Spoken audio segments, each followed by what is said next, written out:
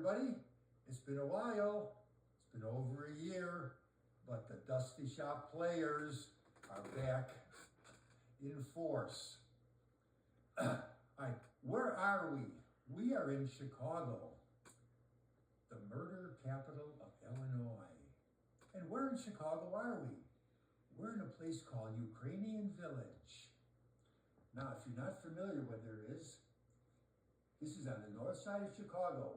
It's bounded by Western Avenue on the west, Damon on the east, Chicago Avenue on the south, and Division on the north. So it's only 4 square blocks. It's semi-peaceful around here. Just west of Western Avenue, there is a battalion of Russian troops. They're pretty quiet during the day, but at night they sing and they have campfires. I guess there's a lot of drinking because every morning Western Avenue is filled with empty bottles of Dmitri vodka.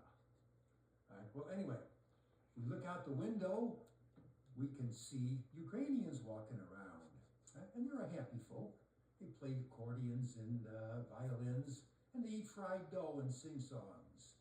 Right. But that's not why we're here. We're here to make a delivery today. This is what we're delivering. It's a showcase cabinet. It was popularized by a man named James Krenov, who is no longer with us. He's in the big cabinet making...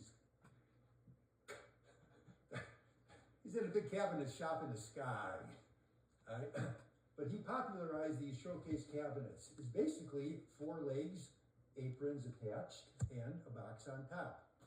You can use them for all sorts of things, and there's a million different designs of showcase cabinets. This is the one we're showcasing today. Let's take a look at some of the parts. Okay? We've got 4 legs. Now, if we look at the legs, we will see that they're square on the top, square on the bottom, but there's a little cove here.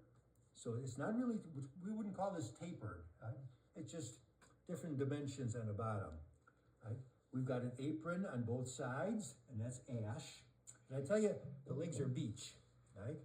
And the tenons are pinned with dowels. Right? And there's a cute little, what do you call it? A bead, a scratch bead that's down there. Right? Let's look at the front aprons now. We've got front and back are the same. We've got 2 aprons. The top apron is dovetailed into each leg, and the bottom apron is mortise and tenon into the legs also. And there's a little opening there. That's kind of different. Now, if we look at the cabinet, we see hinges. Right? They're brass hinges. They're not the most expensive, and they're not the cheapest. They're middle grade. All right. The doors are ash, rails and stiles, and the panels are mahogany. Right? Ken did not like a raised panel, so we put little coves around. It's a nice little shadow line. And the panels are flush with the rails and stiles. They're not sticking out. And what you see here, this is kind of cute. We've got cock beading on the front doors, right? On the inside edges. Now, what we see are dowels, right? Again, the tenons are pinned, and these are mahogany dowels. Right? Where the heck did Ken get mahogany dowels? Hey, I see Ken walking over there. Hey, Ken, come over here and explain to everybody about the mahogany dowels. Hi, this is Ken. I couldn't buy any mahogany dowels because I didn't know where to buy them from, right? So then I thought, hey, I could make my own. I know Chris has a dowel maker that you punch, pieces of wood through and it pops the dowel out. But it was a very snowy day. It was that 8-inch snow, and I didn't want to call him up and drive over to his house. So I said, hey, maybe I could make a dowel maker. So I found a nut, and I drilled a 1/4-inch hole into the nut, drilled the threads out, and then I shined the nut up on a stone, and then I cut little pieces of mahogany, tapered the ends, And then I put the nut in a vise, torqued it down really hard. Right?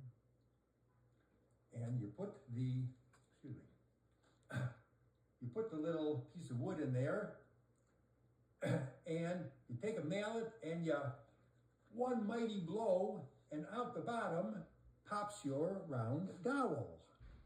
Right? And that's what I used. So that's why I got mahogany dowels there. All right, I gotta go. All right, thanks, Ken, for that elucidation, whatever it means. And we'll go back to describing the cabinet. Now look at the top. Well, the whole cabinet is made of ash, right? And the top is a little different. Instead of a molding on the top or a cutting on the bottom, we have a cove going around three sides, not the back. All right, that's kind of interesting. All right. See, nice little cove there. Now, they call it a showcase cabinet, but what does this person use this cabinet for? So let's open it up and see. Oh my goodness, it's full of whiskey bottles. You know what this might be? This might be a liquor cabinet. Yes. All right. I see 3 bottles of liquor. I see a glass up there, and I see a corkscrew, but I don't see any wine. Why is that? Oh, can I make a suggestion? Nobody knows, but I am a wine connoisseur. So if I may suggest the types of wines would you like to keep in this cabinet, I would start out with a 2022 vintage Manischewitz grape, right? Nice and sweet, delicious, right? Only problem is, if you drink that second glass, you're gonna have a horrendous headache, right? So just limit yourself to 1 glass, right? May I also suggest a wine called the Sneaky Pete Moscato. Again, that is delicious, but again, stay to 1 glass because 2 glasses will give you that headache, right?